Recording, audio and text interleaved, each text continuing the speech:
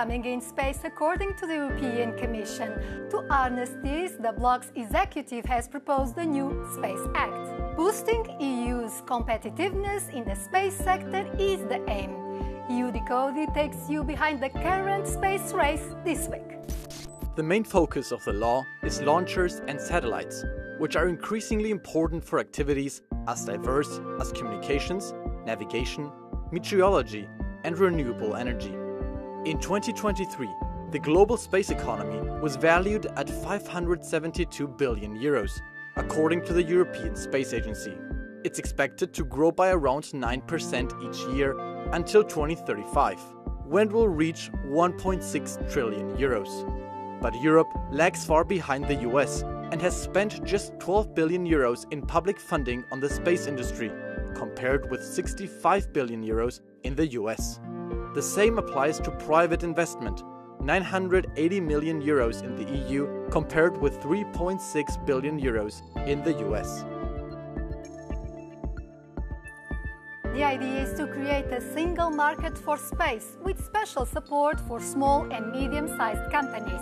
The competition is coming not only from the United States, but also from powers such as China and India. Let's hear what Europeans have to say about this. Yes, space industry, it's important for competitiveness, productivity, so I look at it from economic terms, but not to exploit the space with no rules. I think a good idea to increase funding, especially for ESA, and to compete in satellite industries. Sembra che non contiamo molto in questo momento se messi a paragone della Cina, degli Stati Uniti e della Russia. Quindi no, il ruolo dell'Europa mi pare che sia un po' in crisi in questo senso. Quindi sarebbe giusto avere una regolamentazione anche per controllare lo spazio aereo, diciamo anche spaziale, perché poi dopo un certo tempo questi satelliti vanno fuori uso e ricadono sulla Terra.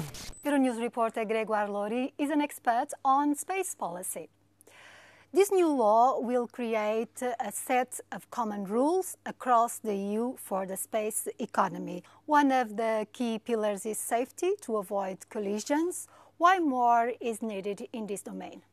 You need to imagine that above our head we have a sort of traffic jam. You've got 11,000 satellites already, and it is expected to have 50,000 more satellites in the next decade.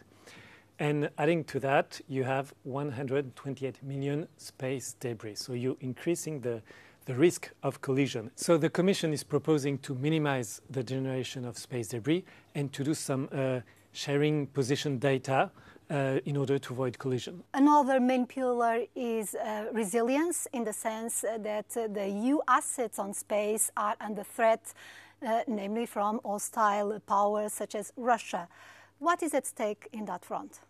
You have to consider space as the new frontier. So it is a zone that is contested by cyber attacks or electronic interference targeting satellites or ground stations, for instance.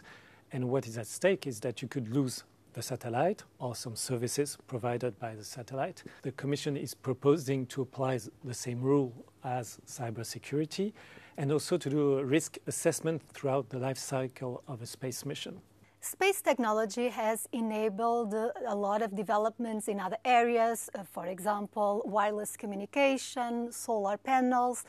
What does the EU need to do in order to become a leader in the global space market? So the Commission is proposing to have a single market for space.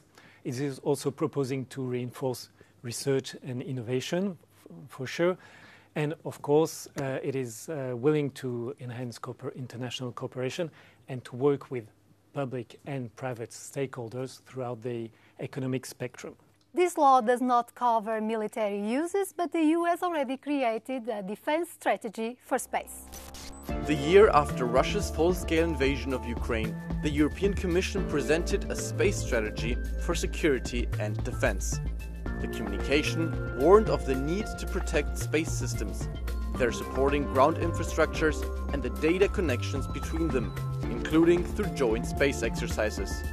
Meanwhile, the European Parliament recently commissioned a study on scenarios for space security in 2050.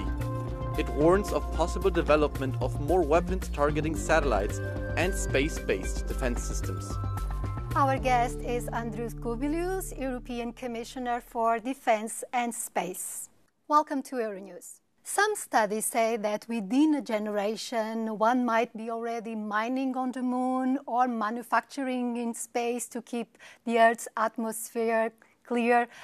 Is the EU ready to keep up with the competition with the US, Russia, even China and India on such developments? We are creating good legal conditions for single market in space industry for Europeans. So that is in some way simplifying life for those who are engaging in space industry, because if they will be registered whatever, in Brussels or in Luxembourg or in Germany, then they will be registered in all Europe. So the EU had already to rely on Elon Musk's SpaceX company to account for delays in the European Ariane satellite launcher program.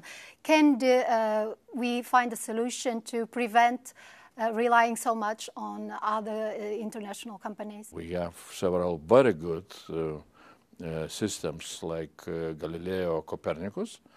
Now we are building IRIS² for secure satellite communication. And in order to service those systems in space, we need to have good transport system.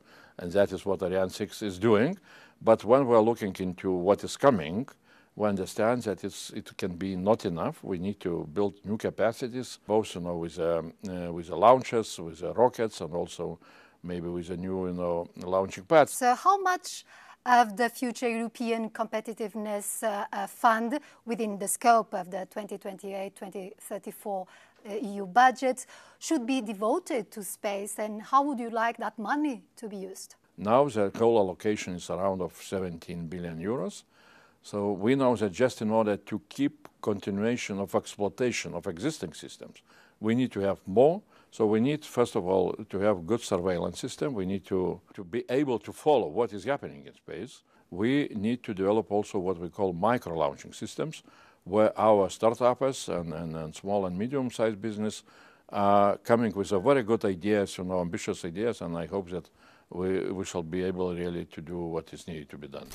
Space could still bring many scientific discoveries and activities of economic value.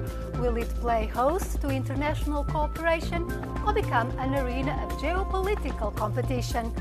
In the race to the final frontier, the EU faces the same challenges as here on Earth.